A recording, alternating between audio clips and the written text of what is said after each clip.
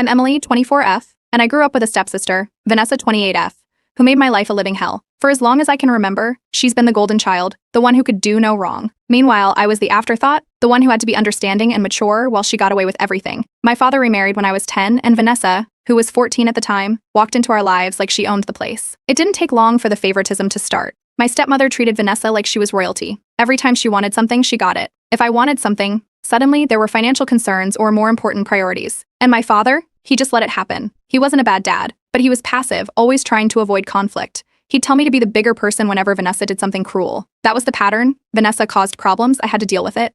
It started small, taking my clothes without asking, borrowing my things and never returning them, making little comments about my weight or how I wasn't as stylish as her. But over time, it escalated. If I liked a boy in school, she made sure he liked her instead. If I had a group of friends, she'd insert herself and slowly turn them against me. By the time I realized what she was doing, the damage was done. One of the worst moments was when I landed a summer internship at a well-known company. It was a huge deal for me, something I worked hard for. But Vanessa, she accidentally messed with an important email, deleted it, actually, which meant I never saw the deadline for paperwork. By the time I found out, it was too late. When I confronted her, she acted shocked. "Oh, I thought you already took care of it. I was just trying to help." Of course, my dad and stepmother believed her. "It was just a mistake, Emily. Don't overreact." That was her game. She never outright did anything cruel in a way that could be proven. It was always misunderstandings, accidents, or things twisted just enough to make me look like the problem. When it came time for college, I had my heart set on a school out of state. I got in, had everything lined up. But Vanessa, of course, had an opinion. She convinced my parents it was too far and too expensive. They agreed, saying it would be better if I stayed closer to home. Meanwhile, when she applied to schools, no issue. They helped her with tuition, bought her a car, and sent her off with zero hesitation. When I brought it up, my father just said, "It's different, Emily. We're in a different financial situation now." Sure. I swallowed my resentment. I kept my head down, went to a local college, and figured if I just worked hard enough, I could make something of myself despite everything. But Vanessa made sure I never forgot my place. She'd drop passive-aggressive comments about how small town my school was or how she couldn't imagine settling for something less than her dream school. Then there was the engagement party. The final straw. I've been with my fiancé, Jake, for 3 years. He's amazing, supportive, and unlike the guys from high school, he saw right through Vanessa from the start. When we got engaged, my family was surprisingly supportive. I actually started to think maybe, just maybe, this was my moment, my chance to have something good without Vanessa ruining it. I was wrong. The night of the engagement party, Vanessa showed up in a white dress, a full-length, lace-covered, practically bridal gown, and she made sure to be the center of attention. She clinked her glass dramatically during the toast to tell a funny story about me from childhood, one that made me sound like a complete idiot. She flirted with Jake's best man, made sure to pull my parents aside for an important talk, and somehow, by the end of the night, half the guests were talking about her instead of my engagement. Jake saw how angry I was. "Are you seriously going to let her get away with this?" he asked. And for the first time, I didn't have an answer, because the truth was, I always let her get away with it. My whole life, I had let her win. That night, I decided I was done. No more sitting back while she walked all over me. No more letting her turn people against me. No more swallowing my anger and pretending it was fine. This time, I was going to do something about it. Vanessa had spent years making my life miserable, ruining opportunities, stealing my happiness piece by piece. But she had never faced any real consequences. That was about to change. After that disaster of an engagement party, I stopped playing the role Vanessa had forced me into my entire life. No more being quiet, no more being understanding, and definitely no more letting her get away with things. I didn't announce it, I didn't make a scene, I just started paying attention, watching, planning, and most importantly, making sure Vanessa's usual games didn't work on me anymore. The first opportunity came at a family dinner. But Vanessa, as always, had positioned herself at the center of attention, dramatically retelling some childhood story where I apparently cried for days because she got a puppy and I didn't. It wasn't even true, I've never been a dog person, but it got a few chuckles at my expense. Old me would have gritted my teeth and let it go. Not anymore. So, casually, I brought up my own little anecdote. "Speaking of memories," I said, cutting into my steak, "remember when you went out with my high school crush? And then my college crush? Oh, and my coworker that one time? What a coincidence." The table went silent. A few heads turned to Vanessa, who suddenly looked like she had swallowed a lemon. She tried to laugh it off, saying something about how it wasn't like that, but the damage was done. My aunt, always a gossip, raised an eyebrow and said, "Wait, what? That happened multiple times?" And just like that, Vanessa was forced to backpedal, making up a weak excuse about how things just happened that way. For the first time, she was on the defensive, and I wasn't even trying that hard. I just let the truth sit there, where everyone could see it. That was my new approach. No anger, no dramatic confrontations, just calm, composed reality checks. And it worked.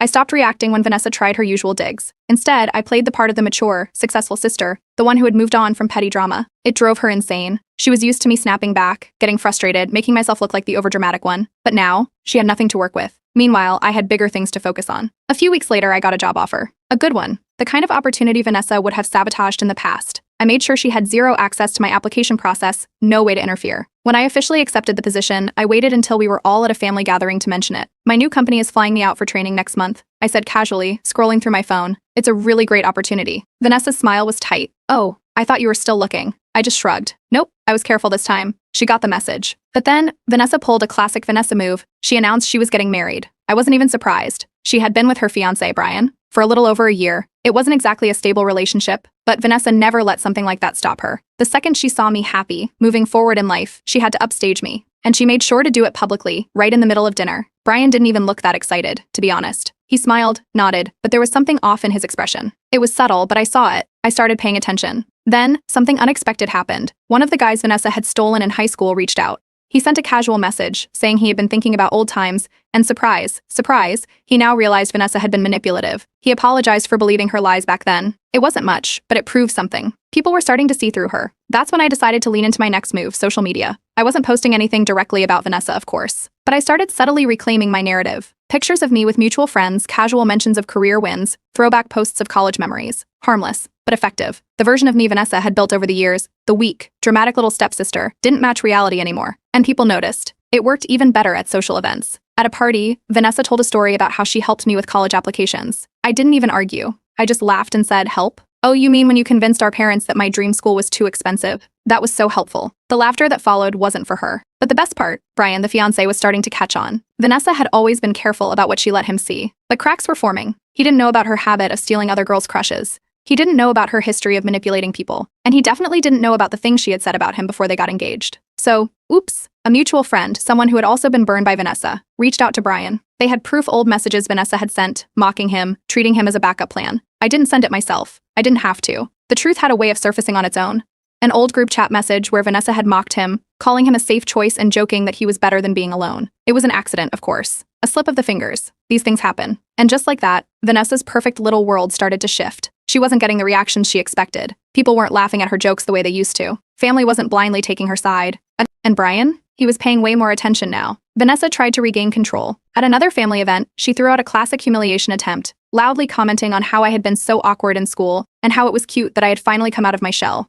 But this time, I didn't just sit there. I smiled. Yeah, Vanessa, I was awkward in high school. Must have been tough for you, constantly chasing after my leftovers. The room erupted. For the first time, the joke was on her. And she knew it. That was when I realized this wasn't just about revenge. This was about taking back my life. And I was just getting started. Vanessa's wedding planning turned into a full-scale production overnight. She wanted a lavish venue, designer dress, extravagant floral arrangements, the works.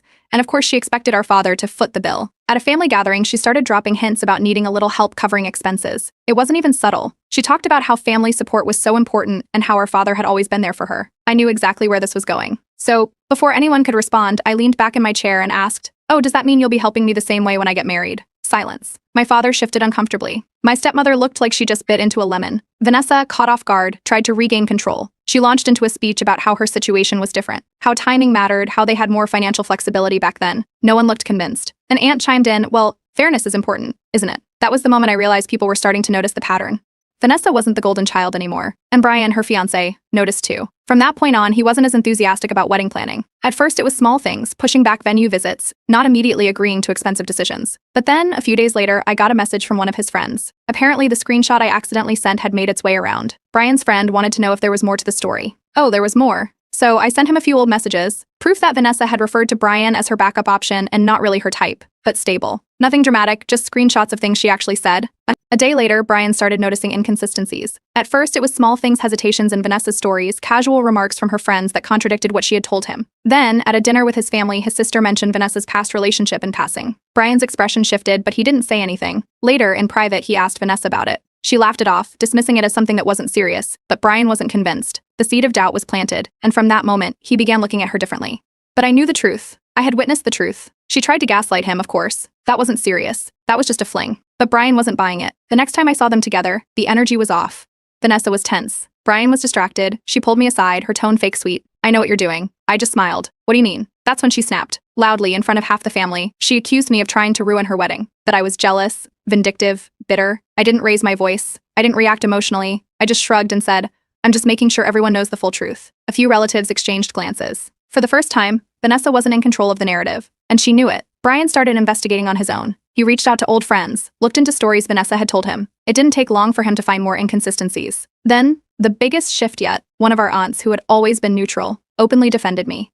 "She's not lying," she said bluntly. "Vanessa has done this kind of thing for years." Vanessa's face dropped. She tried to do damage control. Suddenly, she was so nice to me, complimenting my outfit, asking about my job, acting like we were best friends. I didn't fall for it. Neither did Brian. He told her they should slow down on wedding planning, that maybe they needed to take some time to make sure they were on the same page.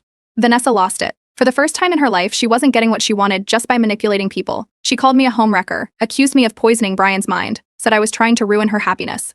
I just laughed. Vanessa, this is just the beginning. And I walked away, leaving her standing there, furious, panicked, and for the first time ever, completely powerless. Word about Vanessa's past was spreading. Conversations shifted. At family gatherings, people hesitated before blindly taking Vanessa's side. A few old friends distanced themselves quietly, no dramatic breakups, just less enthusiasm to engage.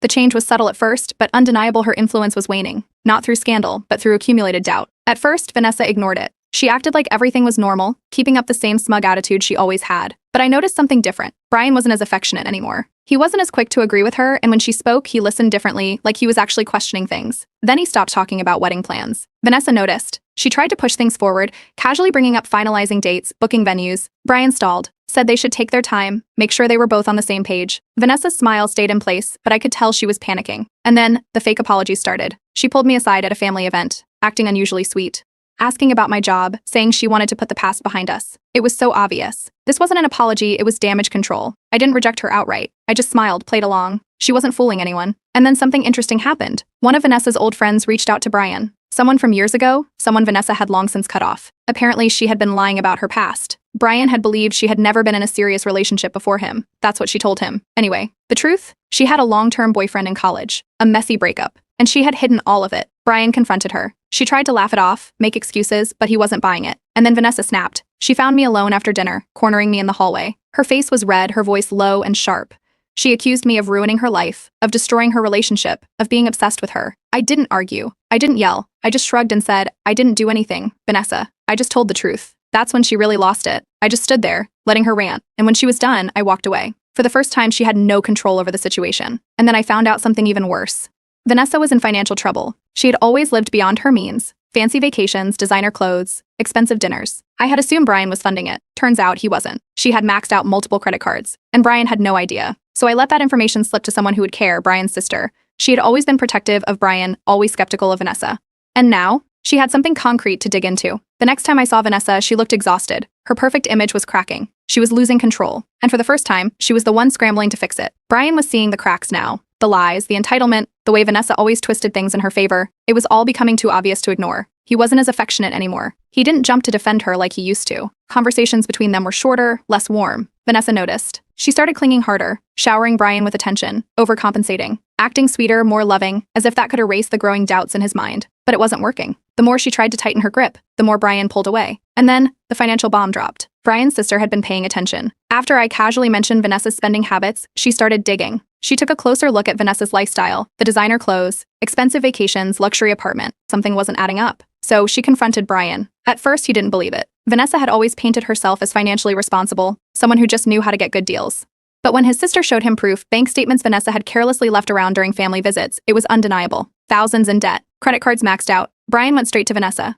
She tried to brush it off, make excuses, say it was just temporary. But Brian wasn't stupid. He asked why she never mentioned any of this before, why she expected his family to fund a wedding when she was drowning in bills. She had no real answer. That's when she panicked. She did what she always did, blamed me. She told Brian that I had set her up, that I was spreading lies to ruin her wedding, that I had always been jealous and was trying to break them up. But Brian wasn't buying it, because at this point too many things weren't adding up. And his family? They were done. They had been willing to help with the wedding before, but after seeing the truth, they pulled their financial support. No more blank checks. No more expensive gifts. If Vanessa wanted a lavish wedding, she was going to have to pay for it herself. She lost it. At the next family dinner, in front of everyone, she snapped. Her voice rose, her face turned red. She pointed at me, called me a liar, accused me of ruining her life. The room fell silent. No one took her side. Even my father, who had always let her get away with everything, looked embarrassed. My stepmother's mouth was pressed into a thin line, her eyes darting between us, unsure whether to step in or let Vanessa self-destruct. And that's exactly what she was doing. Brian stood up, muttered something about needing to go, and left.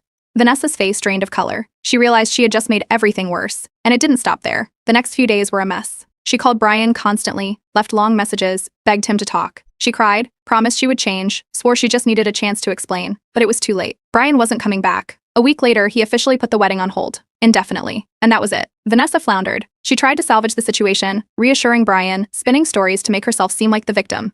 But the charm that had once worked was wearing thin. Doubt had taken root, and no amount of pleading could undo it. Brian made the difficult decision to call off the wedding, quietly moving his things out of their shared space. Vanessa's panic turned inward, but instead of gloating, I simply moved forward focused on my own life, leaving her to handle the mess she had created. I saw her one last time before everything collapsed completely. She looked exhausted. The confident, smug expression she always carried was gone. I didn't gloat. I didn't rub it in. I just looked at her and said, "You spent your whole life trying to tear me down. Now you're standing in the rubble of your own mess." And then I walked away. For the first time, Vanessa had to deal with the consequences of her own actions. Vanessa was officially out of my life, and for the first time I felt free. No more dealing with her drama, no more worrying about what lie she was telling next.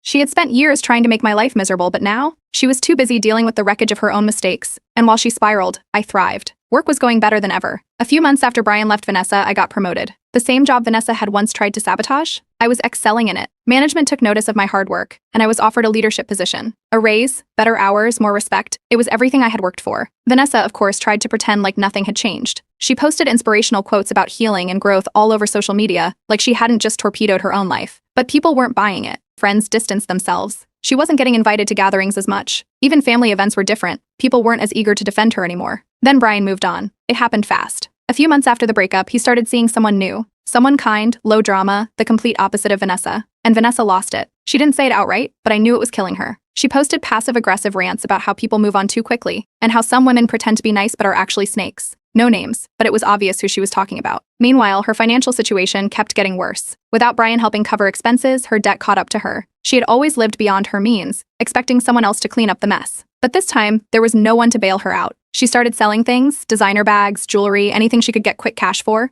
And then, something I never thought I'd hear, my father admitted he had treated me unfairly. It wasn't a grand apology, but it was something. He mentioned how he had been too lenient with Vanessa, how he should have been more supportive of me. Maybe it was because he finally saw Vanessa's true colors, or maybe because he realized I had been right all along. Either way, it was the closest thing to an acknowledgement I was ever going to get. Vanessa, of course, refused to take accountability. She tried for a comeback, started posting selfies with captions about starting fresh and new beginnings. She even hinted at a new business venture, but no one cared. People saw through it. The girl who had spent years tearing others down wasn't fooling anyone with her growth narrative. Meanwhile, my personal life was thriving. An old friend, someone Vanessa had once manipulated into turning against me, reached out. We reconnected, and the more we talked, the more I realized that he had always liked me. But back then, Vanessa had poisoned the well. Told him I wasn't interested, made up stories, made sure we never got close. Now, that wasn't a problem anymore. And karma wasn't done with Vanessa yet. Vanessa had always played the role of the competent professional, masking her lack of real skills with charm and vague explanations. But cracks formed when a new manager, who wasn't swayed by charisma, started asking for actual results. Missed deadlines, errors in reports, and complaints from coworkers piled up. A formal warning landed on her desk, but instead of improving, she doubled down on excuses. Then, a major project flopped under her leadership, leaving management no choice but to put her on probation. The job security she once took for granted was slipping fast. A formal warning, HR involvement, one more mistake, and she was done. That's when she reached out to me. A simple message, let's put the past behind us. We're family, after all. I didn't respond. I didn't need to respond. For the first time, she was the one reaching out, the one trying to mend things, the one looking for an olive branch. But I was done. Vanessa spent her whole life making sure I felt small. And now, she was the one who had to sit in the mess she created. I wasn't angry. I wasn't bitter. I was just free. And that was the best revenge of all. Vanessa was officially at rock bottom. No fiancé, no financial support, and no one left to clean up her messes. Her usual tricks weren't working anymore, and it was clear she was starting to panic. Then, just as expected, she tried to crawl back. A message popped up on my phone, long, overly sweet, full of fake remorse. She wanted to rebuild our sisterhood, said she regretted the past, and hoped we could move forward together. It was obvious. She wasn't sorry. She was desperate. I ignored it. A day later, another message. This time she was so proud of my career growth and really admired how I had come into my own. Still ignored it. Then, she started posting. Instagram, Facebook, her entire feed turned into a motivational seminar. Quotes about self-growth, healing from negativity, and learning to let go of toxic people. A total rebrand, like she could erase everything she had done just by pretending to be a new person. Nobody was buying it. The people who once supported her had moved on. She had burned too many bridges. The invitations to parties, weekend getaways, and brunches had dried up. Even the friends who had been her loyal followers in the past were keeping their distance. And then came the job trouble. Vanessa had always been reckless at work, lying about her qualifications, passing off others' work as her own. When things were going well, she had enough charm to get away with it. But now, the cracks were showing. HR got involved after multiple coworkers filed complaints. Her attitude had worsened, her performance had dropped, and she was one step away from getting fired. With nowhere else to turn, she tried the family angle. She started visiting our father more often, acting like the perfect daughter. Suddenly, she was all about family values and cherishing every moment together. I stayed out of it. I wasn't going to get dragged into whatever game she was playing. At family events, she tried to make small talk with me. Asking about work, my social life, pretending we had some kind of bond. I kept my responses short, neutral. I didn't play into it, but I also didn't give her a reason to play the victim. She hated it. So she switched tactics, guilt-tripping. Long messages about how family should stick together, how she missed our bond, how she hated that things had turned out this way. I wasn't falling for it. I sent a single reply. Funny how you only miss me when no one else is left to entertain your games. And that was it. She snapped, accused me of being cold, bitter, and vindictive, called me the real manipulator, said I had ruined her life over petty jealousy. I blocked her number. That was the end of it. Even my father, who had always overlooked Vanessa's behavior, finally admitted that I had handled things the right way. He saw her pattern now. He saw how different life was without her constant drama. And me? I kept moving forward. Vanessa's downfall was never my responsibility, it was her own doing. And I wasn't looking back. Vanessa had no one left to manipulate, and it was eating her alive. No fiancés, no friends, no family members willing to clean up her mess. Every time she tried to claw her way back into the social circles she once dominated, she was met with cold indifference. That's when she started blaming me for everything. Suddenly, I was the reason she lost Brian. I was the reason she had money problems. I was the villain in her downfall, not her own selfish decisions. And of course, Vanessa never accepted defeat quietly. With nowhere else to direct her anger, she did the one thing I should have seen coming. She tried to sabotage my job. A carefully worded complaint was sent to my company, accusing me of misconduct. It was strategic, specific enough to sound plausible, but vague enough to avoid direct scrutiny. The email came from a burner account, but my boss had seen enough corporate games to recognize a personal attack. HR quietly investigated, but my spotless record made it easy to dismiss. Then, a slip-up Vanessa had shared the same phrasing with a former coworker of mine in a message weeks prior. When that coworker reached out, it was clear who was behind the attempt. Vanessa's plan had backfired. The moment I heard that, I knew she had finally crossed a legal line. A mutual friend, someone who had distanced themselves from Vanessa but still kept tabs, let her know that if she kept up the harassment, I could take legal action. That's when she panicked. A weak, pathetic apology email landed in my inbox. Something about how she had been emotional and regretted what she had done. There was no real responsibility taken, no acknowledgement of the damage she tried to cause. I saved the email as evidence. And then, I ignored her. She wasn't worth the energy anymore. But Vanessa wasn't done embarrassing herself. She played one last card, the family sympathy card.